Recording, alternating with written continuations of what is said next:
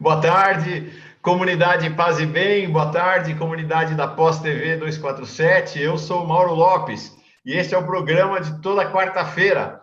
Faustino Teixeira, Paz e Bem. Programa de toda quarta-feira no canal Paz e Bem. Programa que estreia toda quinta-feira na Pós TV 247 e ele está para sempre. Enquanto houver rede social, enquanto houver internet, você pode assistir os programas do canal Paz e Bem e da Pós TV 247. Faustino Teixeira, Paz e Bem. Nossa, é um curso de espiritualidade, nosso 19º encontro. E hoje nós vamos mergulhar num universo de uma mulher fantástica, uma das maiores místicas da história. Mas antes de qualquer coisa, antes de dizer quem é, Faustino, você tá bom? Tudo bem? Uma grande alegria estar aqui hoje e eu queria, de uma forma muito especial, dedicar esse nosso encontro à minha mãe, Célia Teixeira, que amanhã completa 102 anos de idade. Nossa, como chama sua mãe? Célia. Célia. Ela está nos assistindo e assiste toda semana, com seus 102 anos de idade. Eu queria ler para ela, porque ela é muito conhecida na minha casa como a nossa santinha. Ela não gosta de ser chamada de santa, mas a gente brinca com muito carinho. Tá bom. Dona Célia, parabéns, parabéns, 102 anos, que bênção, Dona Célia. Parabéns, olha, eu tenho certeza, Dona Célia, tem milhares de pessoas que acompanham o seu filho, milhares aqui nos programas do Paz e Bem, da TV 247. Todo mundo está mandando um beijo, um abraço e cumprimentos de parabéns para a senhora nesse momento, eu tenho certeza. E eu queria ler para ela um pedacinho do livro do Thomas Merton, que fala sobre a santidade, novas sementes de contemplação. Ele fala o seguinte, e essa frase vai para ela: os santos são o que são, não porque sua santidade os torna admiráveis aos olhos dos outros, mas porque o dom da santidade lhes dá a possibilidade de admirar os outros. É isso aí, Thomas Merton. Que lindo. Então, quantos filhos tem sua mãe? 13 vivos, mas teve 15 filhos. Então, Dona Célia, a senhora passou a vida tendo a oportunidade de admirar, entre tantos outros, né, admirar 15. Que coisa fantástica, né? Isso é caminho de santidade, admirar 15. É isso aí. É muito, muito legal. Parabéns, parabéns, Faustino, para você, para sua mãe, para todos os Teixeiras. Tá, muito legal. E hoje nós vamos falar de uma mulher. Nós vamos falar de uma mulher que não viveu tanto. Na verdade, viveu bem menos que Dona Célia, mas teve uma vida muitíssimo intensa e é, de fato, uma das maiores místicas da história da humanidade. Simone Weil, ou Simone Weil, dependendo da maneira como se pronuncia. Gente, olha, eu adoro essa Simone. Ela é muito, né? Tem a Simone de Beauvoir e a Simone Weil, ou Simone Weil. Ela é... Não, vocês vão ver o que é ela, eu não vou falar. Faustino, somos todos ouvidos e olhos para você. Bom, primeiro é dizer que é uma das místicas que me acompanha há muito tempo. Esse meu texto foi escrito por uma revista de religiosos, a Convergência, que é uma revista que eu tenho um carinho muito especial. Eu, por muitos anos, assessorei a CRB nos seus cursos de formação no Rio de Janeiro, no Colégio Assunção, no Rio de Janeiro, e a revista dos religiosos é Convergência, é uma das revistas mais lidas no Brasil pelos religiosos, e eu tive muito contato com a revista Convergência na época da irmã Carmelita, que faleceu há alguns anos. A irmã Carmelita é talvez uma das teólogas religiosas mais bonitas do Brasil, mais assim, interessantes, mais vivas, mais entusiasmadas, e ela me incentivou muito no trabalho com os religiosos, no tempo que eu morava no Rio de Janeiro, e eu escrevi esse texto a pedido da irmã Carmelita sobre Simone Weil, e saiu publicado em 2008 na Convergência, e depois eu publiquei no meu livro Buscadores do Diálogo. É o último texto deste livro que eu escrevi, dedicado a Dom Pedro Casaldáliga. A ele, que é o grande buscador brasileiro, eu dediquei o livro e o livro se fecha com um artigo sobre Simone Weil. Só para esclarecer, o Faustino falou da CRB. CRB é a Confederação dos Religiosos do Brasil. Conferência. Desculpa, Confederação. Conferência. Conferência dos Religiosos do Brasil. Quem compõe essa conferência? Freiras, monges e monjas, né? Então, missionários. Então, são religiosos, não são os padres, né? Os padres não são os padres que compõem essa conferência, nem os bispos. São os religiosos, que é uma categoria à parte, ou uma categoria especial nesse universo da vida religiosa no catolicismo e também em outras religiões, em outros caminhos vinculados ao cristianismo. E a revista, então, Convergência, é a revista da CRB, da Conferência dos Religiosos do Brasil. E eu gosto muito, não é uma revista muito reconhecida nos meios acadêmicos, de CAPES e de Lattes, mas eu estou pouco me lixando com isso. Eu acho que o importante é que é uma revista que circula no Brasil, em ambientes fundamentais muito importantes, que deveria ser mais valorizada por isso, também no mundo acadêmico. Então, eu gosto e sempre escrevi muito para essa revista. Ultimamente, não tenho escrito, mas eu escrevi vários e vários artigos para a revista Convergência. E a CRB tem uma beleza particular, né, Faustino, que é a liderança das mulheres, né? Liderança das mulheres e também o compromisso com a prática libertadora. Eu acho que o que marca, talvez, as pessoas mais vinculadas ao trabalho militante são as religiosas, né? E os religiosos. São eles que estão na frente da luta, são eles que estão na caminhada. Então, eu tenho um carinho particular pela CRB, e a CRB teve um momento que os assessores que atuavam junto à CRB eram Libânio, Leonardo Boff, Carlos Mercer, todos os grandes teólogos foram muito incentivadores da CRB e fizeram da CRB uma das grandes expressões da vida religiosa da América Latina e do mundo inteiro, é a Conferência dos Religiosos do Brasil. Legal. Para introduzir a aula, vou começar com uma pequena epígrafe aqui, só para vocês terem uma ideia do que nos espera, que o Faustino escolheu para esse artigo, da própria tomada da própria Simone Weil. Se fitarmos demoradamente o céu, Deus desce e nos arrebata. Lindo. É isso aí. Muito bonito mesmo. Então, falar sobre Simone Weil é muito difícil. É muito difícil porque ela era uma figura muito especial e muito rebelde. Eu sempre lembro da fala de uma das grandes especialistas de Simone Weil do Brasil, que é a minha colega Maria Clara Bingemer, Luquete Bingemer, professora de teologia da PUC do Rio, que é talvez no Brasil a que mais trabalha, que estudou e que divulgou a Simone Weil. E a Maria Clara falava assim que ela não queria ter uma filha como a Simone Weil, não. Ia ser muito difícil. Então, a biógrafa da Simone Weil é esse livro aqui, grosso, né? Vida de Simone Weil, não tem em português, mas essa edição é espanhola, da Simone Petremont, que foi colega da Simone Weil. Ela escreveu, então, essa biografia, que é hoje ainda considerada a grande biografia de Simone Weil. E a Simone Petremont, ela fala que é uma tarefa desesperada escrever sobre Simone Weil em função do calor, da vibração, da empolgação, do compromisso radical que ela assume com os pobres, né? De querer viver a vida como os pobres vivem. Quando eu estava lendo ontem, acordei ontem muito cedo para escrever meu artigo sobre o Lula, a espiritualidade do Lula, eu lembrei da Simone Weil, porque quando o Leonardo Boff visitou o Lula um mês depois que ele foi preso, o Leonardo Boff falou que o Lula não queria nenhum privilégio de comidas especiais trazidas por seus parentes, mas ele queria comer a comida que era servida ali. Queria ser diferente. Isso é Simone Weil.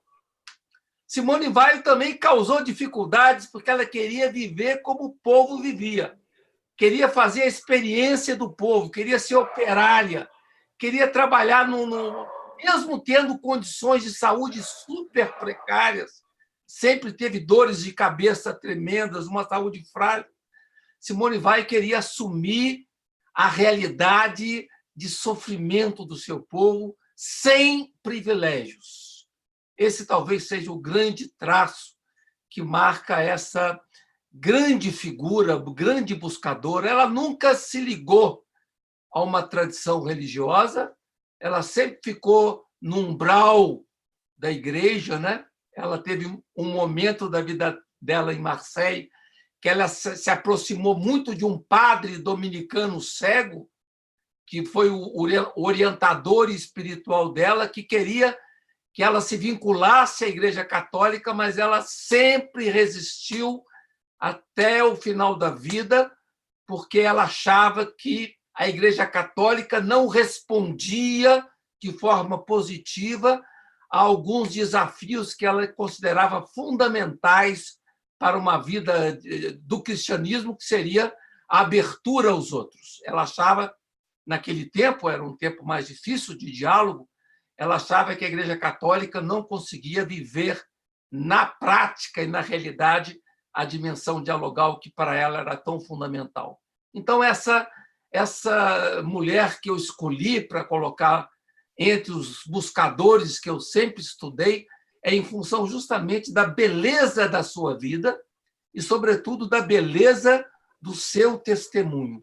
Esse padre com quem Simone Weil se relacionou, escreveu, viveu nos tempos em que ela esteve em Marseille, entre 41 e 42, é o padre Josep-Marie Perrin, que era um dominicano cego, e ela ficou muito tocada por ele, a tal modo que os escritos espirituais que ela escreveu, ela cedeu para esse padre, que organizou os escritos de Simone Weil e publicou num livro chamado A Espera de Deus, que é um título que ele deu para os escritos espirituais, inclusive a autobiografia espiritual de Simone Weil, que é uma das coisas mais lindas que eu conheço dos trabalhos dela, embora ela seja uma autora que escreveu temas que vão para diversas áreas, para filosofia,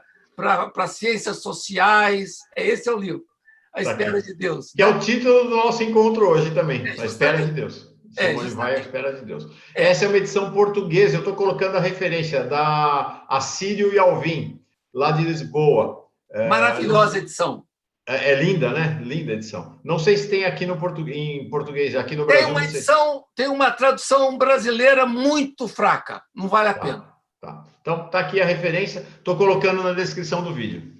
E esse é o original francês. O original francês, organizado pelo padre Perrin, que teve um papel muito singular. São três figuras tiveram um papel muito importante na vida dela. O padre Perrin, o Gustave Thibon, que é um grande escritor que a acolheu na sua fazenda, onde ela quis trabalhar no campo como operária. Ela trabalhou como operária na cidade e como operária no campo para viver a experiência dos deserdados. E também esse outro autor aqui, que é o Jacques Joy Busquet. Acaba de sair esse livro, que é a correspondência da Simone Weil com esse poeta, e ele foi ferido na Guerra Mundial, e ele ficou acamado, e Simone Weil e ele tiveram uma relação muito bonita e de correspondência, e que agora vem sendo retomada na França de forma muito bonita. Então, esses três nomes na trajetória espiritual, porque aqui nós vamos nos fixar na experiência espiritual de Simone Weil. Nós não vamos falar da filosofia, ou não vamos falar dos escritos mais sociais dela, mas da sua experiência propriamente espiritual. E essas duas figuras em particular, o Josep-Marie Perrin e Gustave Thibon, vão ter um papel fundamental. E também a autora que fez a biografia de Simone Weil, que é a sua colega Simone Petromont. Legal. Então vamos lá, vamos mergulhar agora então na caminhada espiritual de Simone Weil. Bom, ela nasce 3 de fevereiro de 1909, no mesmo dia que nasceu minha esposa, Teita, né? Nasceu também 3 de fevereiro, numa família de tradição judaica, marcada por um clima de refinamento cultural, quer dizer, ela nasce num berço de refinamento cultural, de muita generosidade e de muito afeto. Eu sempre falo isso aqui nas minhas aulas, aqui nas minhas conversas com o Mauro, né? Como é importante você ter uma infância feliz, né? Uma infância de acolhida, né? E ela teve, como Teresa de Ávila e outros grandes místicos. O pai dela era um médico, agnóstico, convicto, né? E sua mãe era uma mulher dedicada aos filhos. Sua mãe chamava-se Selma e seu pai se chamava Bernard, né? Então, o ambiente familiar de Simone Weil foi favorecido por esses vínculos afetivos. E ela recebeu dos seus pais um impulso muito grande para um crescimento intelectual. Quando você pega os cadernos de Simone Weil, os diários de Simone Weil, você fica impressionado com a produção intelectual dessa moça. E até difícil de entender, são muitos cadernos, né? Os cahiers de Simone Weil, onde ela registra as suas reflexões. E são reflexões assim instantâneas, fortes, articuladas e muito bonitas. Mas aqui nós vamos nos concentrar no livro A Espera de Deus e no outro livrinho que saiu em português agora pela Vozes, que é um livro muito bonito chamado Carta a um Religioso. Saiu publicado pela Vozes agora esse livro. E que ela escreve para um religioso dominicano também, o padre Couturier, quais eram as questões que ela tinha para fazer à Igreja Católica, que incomodavam a ela. E saiu um livro. E ela nunca recebeu resposta. Aqui estão as grandes questões que uma jovem faz ao catolicismo e que o dominicano não consegue responder em função da densidade, das dúvidas, dos problemas que ela via da Igreja Católica. Como chama esse livro, Faustino? Carta a um Religioso. Eu vou pegar e vou dar a referência aqui também e vou comprar. Foi publicado pela editora Vozes, saiu agora, recentemente, em português. Tá. Não tinha em português esse livro. Tá bom. Vou botar na referência na descrição do vídeo e vou comprar também, porque eu tenho muito interesse. Vale a pena. Você lê rapidinho, é um livro curto, é um livro de 70 páginas, você lê numa tacada só, né? Igual ontem, quando eu acordei ontem, 5 da manhã, para escrever, muito entusiasmado, o meu artigo sobre a espiritualidade do Lula, 7 da manhã já tinha acabado. Você não está referindo, nós vamos lançar um livro sobre a espiritualidade de Lula, né? Ele escreveu, eu já recebi, tenho um privilégio em relação a vocês, de ler antes do livro ser publicado, estou editando o livro, é maravilhoso o artigo. O Boff está terminando de escrever o dele. Essa semana o Faustino tomou a iniciativa e ele aceitou, para nós, uma enorme honra, o Carlos Mester. Gente, o Carlos Mester, um dos pais da espiritualidade desse país, vai escrever também um artigo, Júlio Lancelotti, olha, muito legal, muito legal. Bom, então, qual o caminho que Simone Weil escolheu? Ela escolheu o caminho da filosofia. Ela terminou o seu segundo grau, o seu bacalaureat aos 15 anos, depois se ingressa no Liceu Henrique IV, em Paris, e vai seguir a filosofia, tendo como mestre um dos grandes nomes da filosofia naquele tempo, que era o Alain, um dos mestres que mais favoreceram o seu desenvolvimento intelectual. E entre suas colegas estava Simone de Beauvoir, companheira do Sartre, e que relata a sua admiração por Simone Weil. Não sabia, mencionei a Simone de Beauvoir, mas não tinha visto no seu texto essa relação das duas. Que legal. E a Simone Beauvoir fala o seguinte: eu invejava um coração capaz de bater através do universo inteiro. Assim definiu Simone de Beauvoir, Simone Weil. É um coração que bate, né? Um coração que bate, capaz de bater através do universo inteiro. Então, é um testemunho bonito sobre quem foi Simone Weil. Então, a trajetória intelectual de Simone pela filosofia foi uma trajetória de muito rigor. de muita exigência. E, ao mesmo tempo, o que caracteriza Simone Weil é a sua paixão pelo mundo e pelo ser humano. Ela é uma pessoa apaixonada pelo mundo, apaixonada pelo ser humano, né? Ela, então, ingressa, depois da filosofia, começa a ser professora de filosofia na cidade de Le Puy, na França, e junto com o seu trabalho de professora de filosofia, a sua militância no movimento sindical, sempre muito voltada para a questão do trabalho. O tema do trabalho é um dos temas muito desenvolvidos por Simone Weil, e aqui no Brasil, a autora que desenvolveu essa reflexão de Simone Weil foi a Ecléa Bosi, de São Paulo. A Ecléa Bosi é uma especialista na questão do trabalho e ela foi uma das que iniciou e difundiu o Simone Weil no Brasil. Então, essa atuação de Simone Weil no movimento sindical, ela tinha um desejo enorme de ser operária, queria ser operária.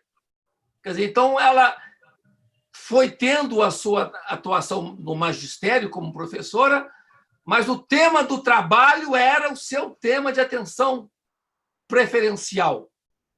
Durante a sua formação filosófica, o sonho de se tornar operária foi sendo acalentado desde 1924.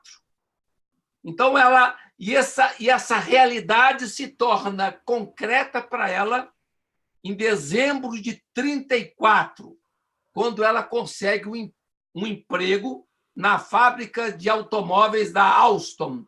E depois vai trabalhar também na fábrica Renault. Então, ela foi operária. Imagina essa menina frágil, que era Simone Weil, com problemas de saúde complicados, enfrentando a vida operária, daquele dia a dia operário. Foi uma experiência... Aqui, né? A foto dela, ó, tá vendo aqui, gente? Mirradinha de tudo, ela, mirradinha de tudo.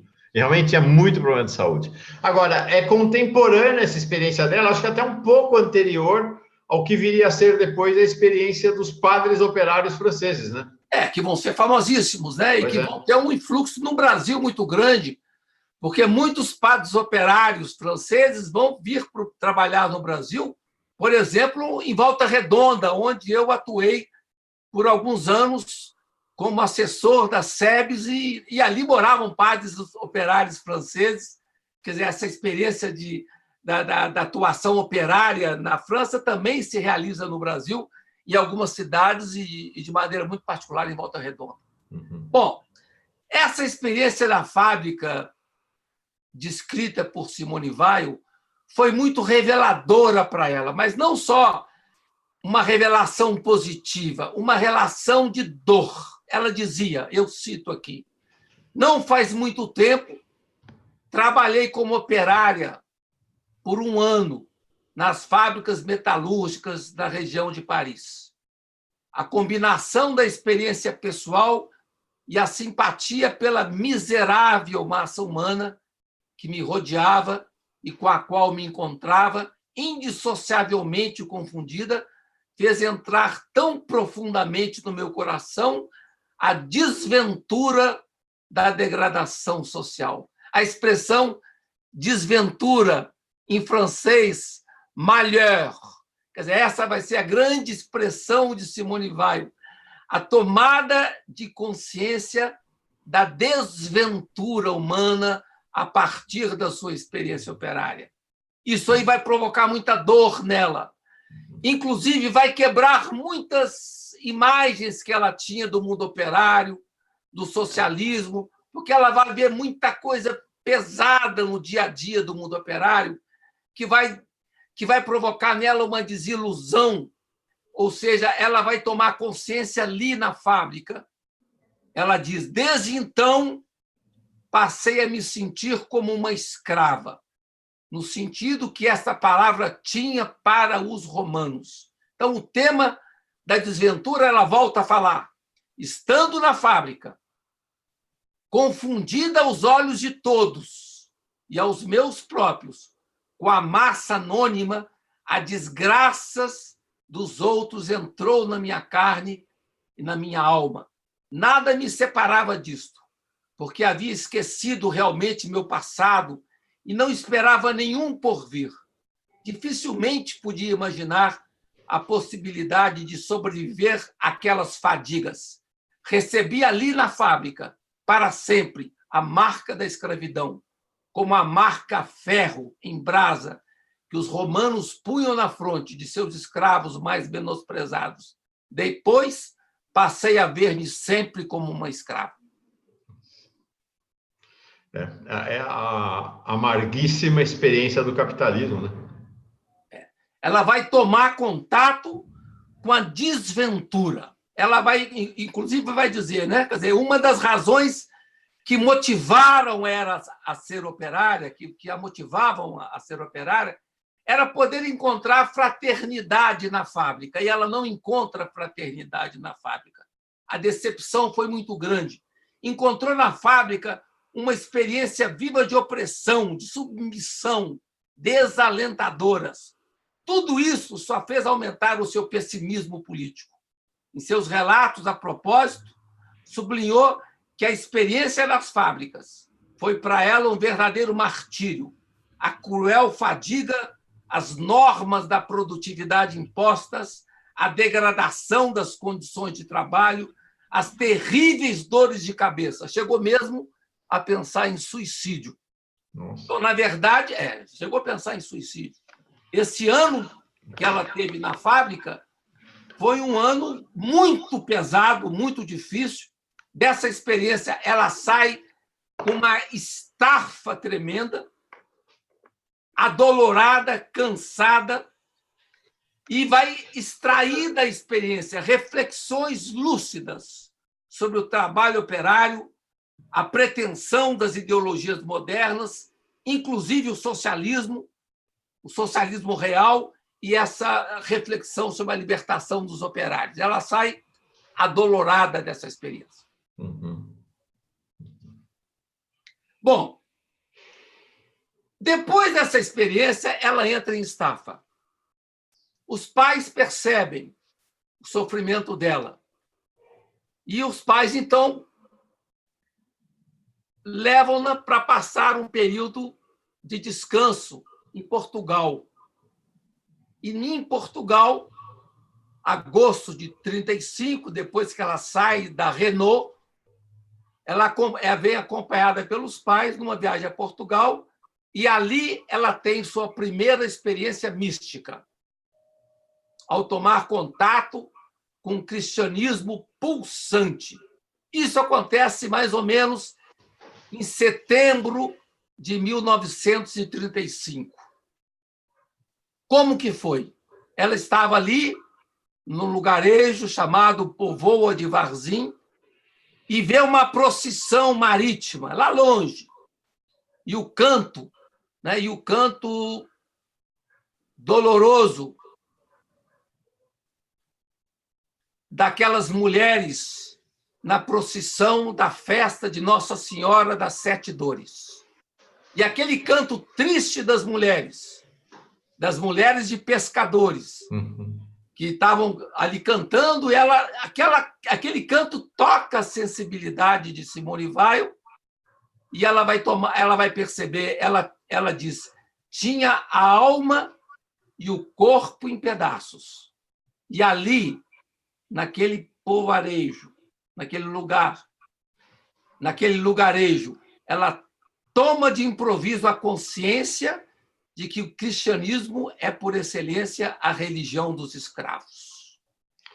Quer dizer, previamente ela tinha se colocado como uma escrava pelo trabalho nas fábricas, e ali ela vai construir essa identidade, né? Essa é a primeira experiência. Ela vai viver 3 experiências em alguns anos. A primeira em agosto de 1935, a segunda em 1937. Ela viaja para a Itália, vai conhecer a cidade de Assis, de São Francisco, né?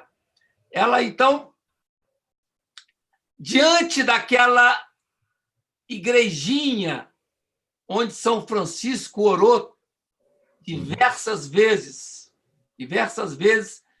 pela primeira vez, ela se colocou de joelhos. Aqui nos faz lembrar a Etty Hillesum, né? A Etty Hillesum era conhecida como a menina que não sabia ajoelhar. Simone Weil também. Quer dizer, o que vai colocar Simone Weil de joelhos é a experiência de se defrontar com a experiência do Poverello de Assis, de São Francisco, de estar ali na região de São Francisco e perceber aquela paisagem bonita da Úmbria, né? que a vai encantar com a sua doçura, com a serenidade. Então, o relato que ela faz de Assis é emocionante. Ela diz: nunca sonhei que pudesse existir um campo semelhante, uma raça de homens tão esplêndida e capelas tão emocionantes como as que eu encontrei em Assis. Essa é a segunda experiência, colocar-se de joelhos. A primeira, sentir... Você já esteve lá em Assis? Mais de 5 ou 6 vezes. Eu tive lá 3 vezes. Faustino, parece que você está fora do planeta, né? É um lugar muito especial mesmo, né? Muito é bonito quando você sobe as montanhas, né? Sim. Quando você vai lá em cima pro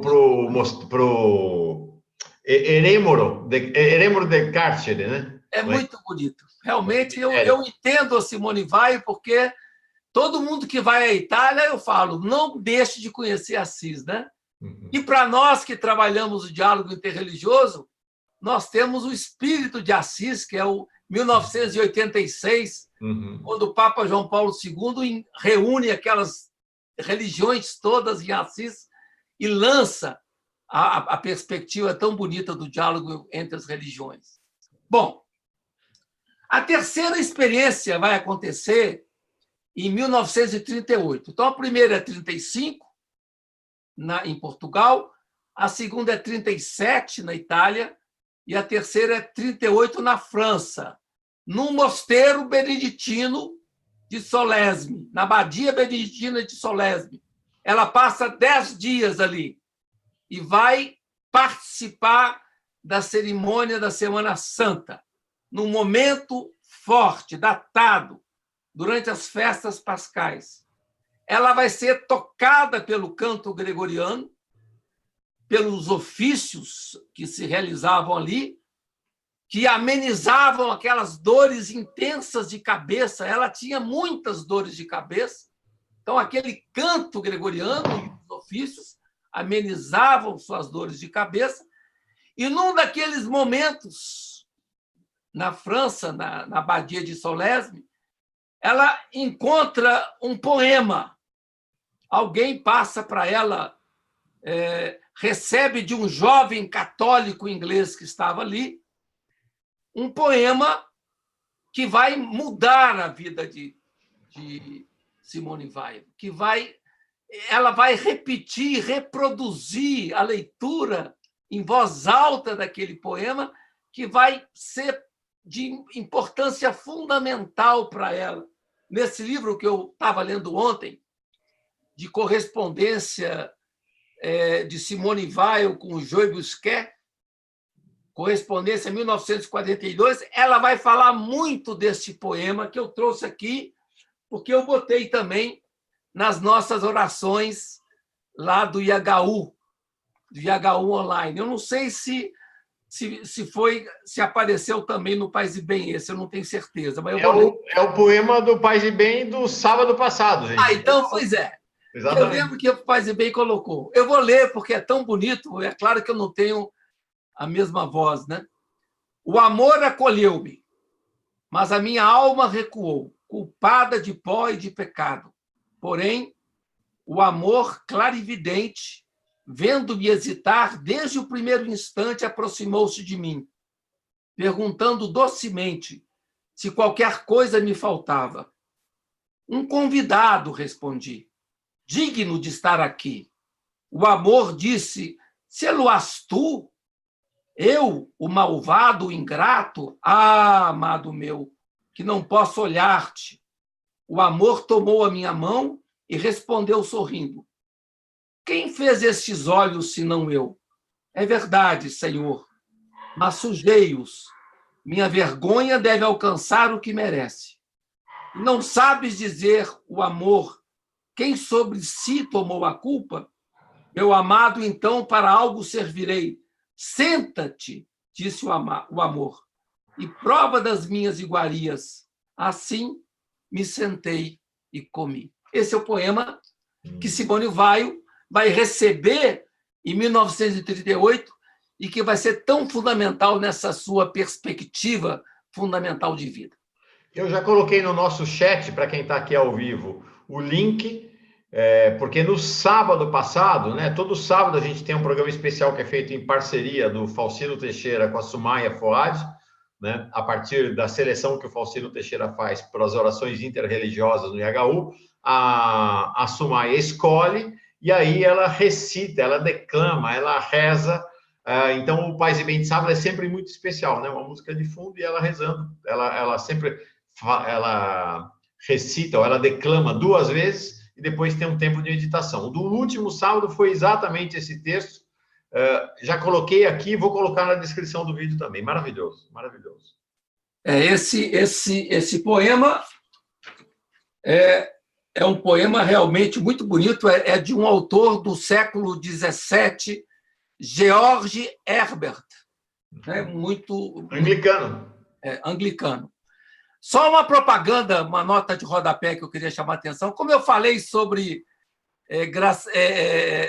Guimarães Rosa, ontem saiu o caderno IH1 Online sobre Guimarães Rosa, que eu ajudei a organizar com o meu texto, que ajudou na nossa conversa aqui, né? Está publicado lá no IH1 Online, disponível para leitura, e a capa muito bonita, feita pela Ana Cunha, que é alguém que eu quero também que o Mauro entreviste proximamente, que é uma menina maravilhosa, é minha prima de Belo Horizonte, jovem, e talvez uma das mais interessantes e singelas ilustradoras que nós temos hoje no Brasil. Legal. Vou colocar o link também para o caderno IHU. Tá bom? Beleza. Bom, então, nessa experiência, a experiência da França foi tão forte para Simone Weil que, em determinado momento, numa das leituras que ela fez desse poema, O Amor, que você está colocando no site, foi durante uma das recitações, ela se sentiu apoderada por Cristo. E ela diz: o Cristo mesmo desceu e tomou-me. Ela foi tomada por Cristo em Solesme, em 1938, a partir da leitura dessa oração. Quem sabe alguém lendo essa oração aí, pelo Paz e Bem afora, né, não vai ter o mesmo tipo de arrebatamento que teve Simone Weil. É um convite, né? É um risco. É um risco, justamente. Eu falava sobre isso. Eu lembro que eu botei no meu Facebook hoje uma aula que eu dei sobre Thomas Merton, botei hoje, de tarde, depois do almoço, e eu falava que quem trabalha com diálogo trabalha com liminaridade. Liminaridade nos coloca próximo da morte. É o risco de você romper com a sua identidade e ser tomado por outra identidade. Então, todos nós que trabalhamos diálogo, nós trabalhamos na lâmina da liminaridade. Estamos sempre sendo convocados a nos transformar. Isso é o bonito de quem trabalha diálogo interreligioso. Bom, então foram essas 3 experiências importantes que Simone Weil teve. E, curioso, ela não falou sobre essa experiência, demorou muito. Essa experiência ficou guardada em silêncio muitos anos e só foi revelada em 1942. Você vê como que, quando se tem uma experiência forte, você não consegue falar. A não ser que você tenha um bom terapeuta que te ajude a falar, né? Ou mestre espiritual. No caso, ela só vai revelar a experiência na época que ela está convivendo com o padre Perrin, dominicano. Então, ela revela nas suas cartas ao padre Perrin e a Joy Busquet, que é esse autor que eu citei aqui. Ela revela a experiência espiritual que ela teve nesses lugares. De certa forma, a gente pode dizer que, a partir dali, o seu olhar sobre o mundo recebe uma nova conformidade sobrenatural. Ela vai ter um outro olhar sobre o mundo depois dessas 3 experiências. São transformações interiores que ela vai viver. Aliás, a gente tem falado tanto disso aqui no Paz e Bem, né? Como é importante o trabalho do mundo interior, né? Eu falei isso no meu artigo ontem sobre o Lula, né? Quer dizer, o Lula também está tendo essa oportunidade cairológica, né? De poder viver a sua experiência pessoal, meditativa pessoal, com seu crucifixo na beira da cama, quer dizer, essa experiência única. Quer dizer, apesar de toda a tristeza da prisão, ele está tendo uma oportunidade única de poder fazer um mergulho no seu mundo interior. E isso é fundamental para todos nós. Né? Bom, então ela tem essa... Junto com essa transformação interior, vem o interesse pela religião ou pelas religiões. Ela começa a dar mais atenção às leituras que envolvem história das religiões, o estudo comparado das religiões. Ela lê a Bíblia, lê o Bhagavad Gita, lê São João da Cruz. Ela começa a fazer um itinerário espiritual super interessante. E ela dizia, aliás, ela vai dizer aqui, nas cartas a um religioso, uma frase que vai provocar muita reação dos teólogos franceses, em particular um que é o Henri de Lubac e Jean Danielou, que não vão gostar do que ela diz. Ela vai dizer, eu tenho que achar a página aqui, ela vai dizer sobre os místicos, né? Ela diz, de fato, os místicos de quase todas as tradições religiosas coincidem quase até a identidade. Isso provoca uma reação nos católicos, porque os católicos, naquele tempo, e até hoje também, de certa forma, achavam que o catolicismo tinha uma espiritualidade superior à das outras religiões. Então, como é que uma garotinha dessa chega e fala que os místicos de quase todas as tradições coincidem quase até a identidade? Então, os teólogos vão reagir contra ela, os teólogos católicos franceses, em função da sua ousada leitura espiritual dialogal com as religiões, que vai começar a acontecer nesse momento. Nós estamos falando, então, 60 anos depois, está claro pela experiência do diálogo interreligioso hoje que ela que estava certa, né? E ela fala outras coisas bonitas também. Aqui tem outra coisa dela, difícil achar. Ela falava, por exemplo, está aqui na Carta ao Religioso, de novo, né?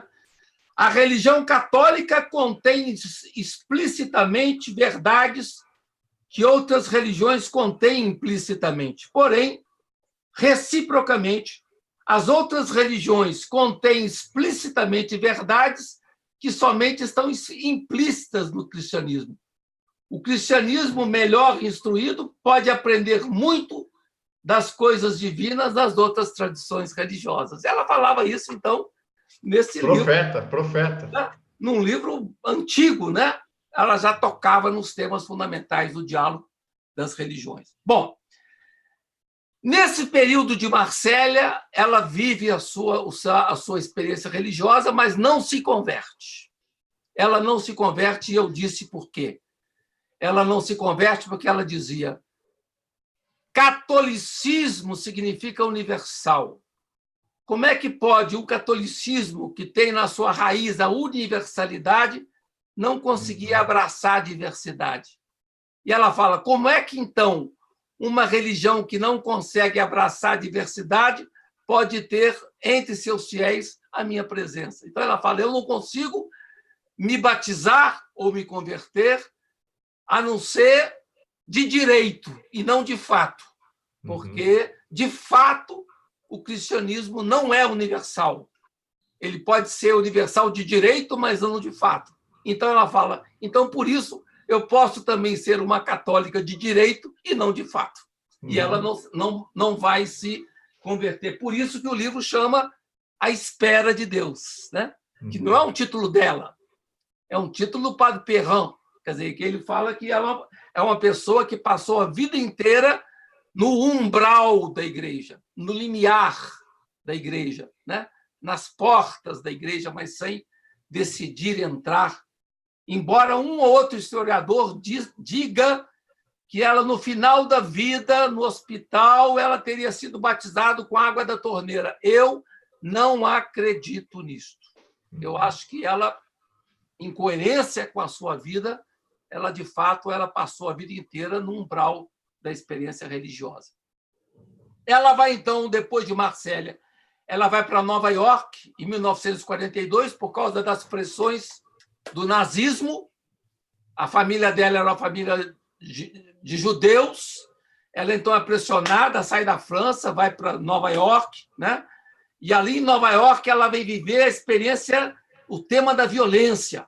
Inclusive, ela chegou a fazer propostas malucas, como que ela, na correspondência com o Joy Busquet, ela faz menção, ela queria criar um corpo de enfermeiras voluntárias que pudessem descer no campo de batalha para poder atender os feridos, né?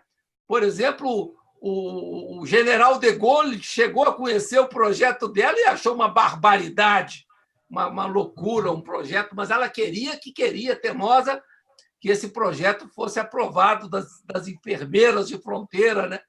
Que pudessem atuar no campo de batalha. E de Nova York ela vai para Londres, em 42, ainda em 42, e ali em Londres ela escreve a Carta a um Religioso, que nunca vai ter resposta. Então, essa é um pouco... E ela ali, distante da sua pátria, da França, ela vai se enfraquecendo. De certa forma, ela escreve, na ocasião, um clássico livro chamado O Enraizamento.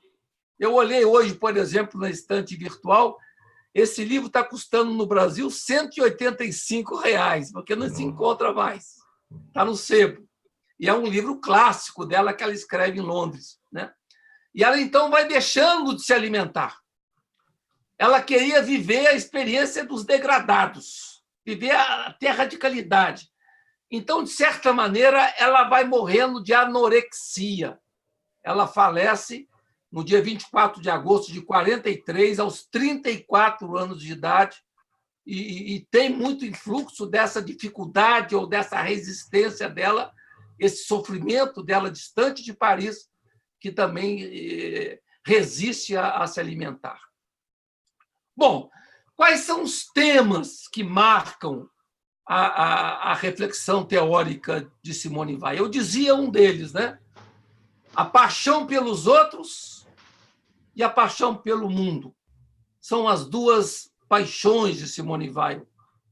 Ela dizia estar convencida da conjunção da consciência da desventura com sentimento de alegria, entendido como adesão à perfeita beleza, ou seja, a porta de entrada ao país puro, ao país respirável, ao país do real. Então, essa dimensão de compaixão que vai marcar a sua trajetória, compaixão pelos humanos, compaixão pela terra, pelas coisas do mundo, e a solidariedade com os infelizes, né? com os desafetos. Né? Ela vai ter essa radical sentimento de misericórdia e compaixão, e grande paixão pelas belezas da natureza. O que mais amava na natureza era a pureza dos minerais, o vazio do silêncio, do imenso e luminoso espaço, ou o distante e alheio esplendor dos astros. Ontem, eu estava numa conferência do meu filho sobre Caetano Veloso, e alguém tinha falado lá do livro do Ziraldo Flix, que está sendo relançado agora, que trata justamente dessa beleza das cores, né? Que Simone Weil também foi tão apaixonada. Então, ela dizia aqui num dos textos dela, né? Toda essa beleza que ela sentia no mundo, ela dizia, infelizmente, a igreja não é capaz de abraçar. A igreja não consegue abraçar tantas outras coisas que Deus ama.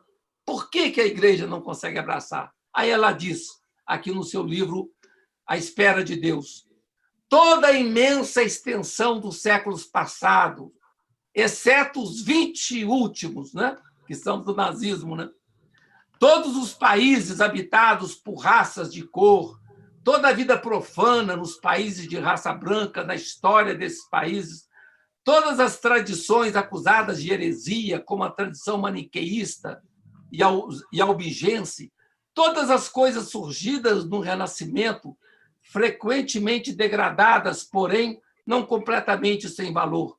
Simone ponderava que um dos empecilhos, então, que a impediam de abraçar a Igreja era justamente o fato dessas belezas não serem abraçadas e hospedadas pela Igreja. E ela, ao contrário, vai tomar a sua vida, fazer da sua vida um espaço de simpatia interreligiosa. Desde o período de Marseille, início dos anos 40, vai crescendo o seu interesse, o seu estudo das religiões, dos livros dos mortos, das tradições egípcias, do Antigo Testamento, da tradição hindu e etc. Né? E ela vai, então, pontuando esse traço novidadeiro da sua simpatia com o diálogo interreligioso. Muito legal. Muito legal. Ela se distancia da instituição para entrar na busca de onde está a essência, né? No fundo, ela falava o seguinte: não é possível abandonar esse meu sentimento positivo com respeito às tradições religiosas. Isso era para ela uma questão de honestidade e honradez. Manifesta firme resistência contra o estabelecimento de uma hierarquia das religiões, muito típica do catolicismo da época. Ou seja, o catolicismo está acima das outras religiões, ela reage contra isso, né? Pois, para ela, as religiões só podem ser conhecidas a partir do seu interior. Então, ela vai ter uma visão muito clara, quer dizer, você só pode conhecer o outro se você convive de perto com o outro, se você se aprofunda no mundo do outro, muito antes das reflexões sobre o diálogo interreligioso, ela se antecipava, né, nessa perspectiva. Diz ela: se é correto dizer que a religião católica apresenta verdades que estão implícitas, eu disse isso, mas vou repetir que é importante, o mesmo pode ser dito das outras religiões, que também contêm verdades que estão implícitas no cristianismo. Aí ela diz, aí na carta ao religioso, né? Isso aqui é muito bonito: o cristianismo tem muito que aprender das coisas divinas presentes nas outras religiões. Seria para ela, Simone, uma perda irreparável se essas tradições, em sua diversidade, tivessem que um dia desaparecer da história. Aí ela vai, ironicamente, dizer: e os missionários fizeram muito para desaparecer essa diversidade da história com seu trabalho violento de prática missionária, excludente com relação ao outro. Ou seja, seria uma perda irreparável perder essa pluralidade. E os missionários contribuíram muito para a perda dessa pluralidade. Você vê isso muito antes do Concílio Vaticano II. Né? Daí a resistência que ela vai enfrentar dos teólogos chamados inclusivistas, que achavam que todas as religiões tinham que desembocar no cristianismo, que era a religião verdadeira. Para ela, ao contrário, as religiões são janelas para o infinito. É muito bonita essa expressão. Lindo, lindo, não conhecia. Janelas para o infinito. As religiões são janelas para o infinito. Quer dizer, na terminologia que ela escolhe, né? A partir das conversas com Gustave Thibon, que era esse amigo que a hospedou no campo, e ela fez um trabalho de operária no campo também. Essa expressão, janelas para o infinito, é do Gustave Thibon, citada por Simone Weil. Numa das páginas mais bonitas de suas reflexões sobre o tema, quando aborda a questão do amor implícito a Deus, que está no livro A Espera de Deus, tá, o capítulo está aqui também, né? Ela sublinha que uma determinada religião só pode ser conhecida a partir de dentro. E isso requer atitudes fundamentais como simpatia, atenção e amizade. Aliás, Simone Weil é conhecida por essas duas palavras: simpatia, atenção e amizade, essas três palavras. Quer dizer, se você quer situar Simone Weil no diálogo interreligioso, essas três palavras têm que estar presentes: a atenção ao outro, a simpatia com o outro, né? Quer dizer, e a amizade com o outro, que são os três pontos que falam. E ela tem uma frase muito bonita que está nesse livro aqui, nas cartas com Jean Busquet, que ela fala: a atenção é a forma mais rara e mais pura de generosidade. A atenção é a forma mais rara e mais pura de generosidade. Então, essas diversas tradições religiosas são entrelaçadas por equivalências ocultas. Bonito esse termo dela. Existem equivalências ocultas entre as religiões. Existem equivalências ocultas entre a mística interreligiosa, que delineiam a possibilidade de uma verdadeira simpatia interreligiosa. Aí ela vai chamar a atenção para o caminho da profundidade. É no caminho da profundidade que você vai poder encontrar a verdade das religiões. Essa frase que eu vou citar agora, que eu botei no meu texto do Facebook, convidando para a nossa conversa de hoje, ela fala assim: só aquele que conhece o segredo dos corações conhece também o segredo das diferentes formas de fé. Quer dizer, quem conhece a profundidade do coração é necessariamente levado a perceber a riqueza e o valor das outras tradições religiosas.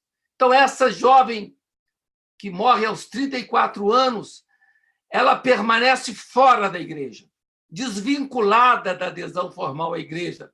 Quer dizer, justamente pelo fato da igreja não conseguir amar as coisas que estavam fora da igreja visível, fora do cristianismo. Ela não conseguia entender e aceitar essa posição da igreja. Por isso, ela escreve a carta ao religioso e não recebe resposta. Então, ela prefere se manter fora da igreja, uma cristã fora da igreja, o termo que ela vai utilizar também, né?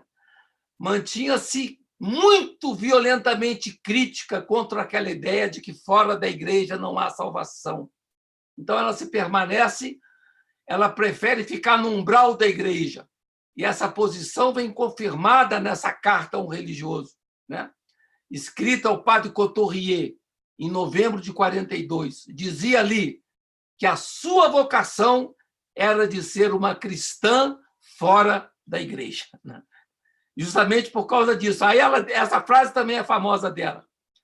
Quando eu leio o Catecismo do Concílio de Trento, dá-me a impressão de que não tenho nada em comum com a religião que está ali exposta. Quando eu leio o Novo Testamento, quando eu leio os místicos, quando eu participo da liturgia, quando vejo celebrar a missa, sinto, com alguma forma de certeza, que essa fé é minha. Ou, mais exatamente, seria a minha sem a distância interposta entre ela e mim pela minha imperfeição. Então, é dolorosa a situação dela, né? Ela sente dor de estar distanciada. Então, ela diz: declaro-me totalmente de acordo com os mistérios da fé cristã, com uma espécie de adesão que penso convém só aos mistérios. Adesão que é amor, não afirmação. Pertenço certamente a Cristo, ou pelo menos isso é o que quero crer.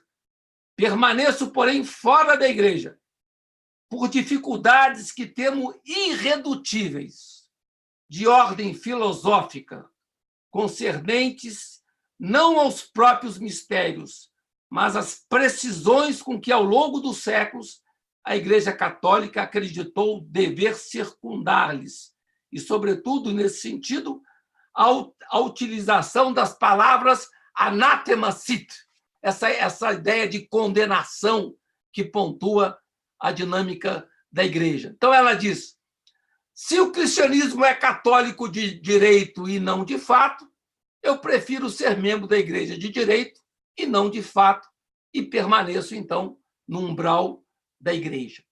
E, para concluir, desde o período de Marsella, essa questão do tema da salvação fora da Igreja torna-se crucial para Simone Weil. Ponderava em carta ao padre Perrin, esse dominicano cego, que a atitude tradicional da Igreja com respeito às religiões rebaixava não apenas as outras religiões, mas rebaixava também a Igreja Católica. Nada mais importante para ela do que a pureza de um coração que invoca a Deus. Independente da filiação religiosa, dizia ela, sempre que um homem invocou com um coração puro a Osíris, Dionísio, Krishna, Buda, Tal, o Filho de Deus respondeu a eles, enviando-lhes o Espírito Santo.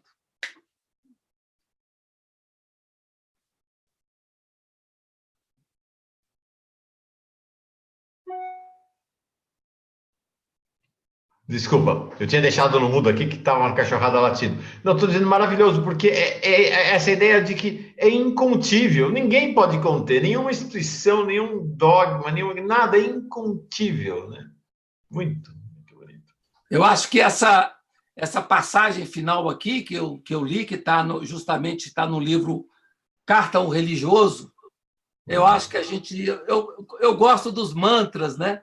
Eu gostaria de terminar relendo esse pedacinho final, para a gente guardar isso no coração, porque eu acho que o inclusivismo que ela questiona está muito vivo hoje na Igreja Católica ainda.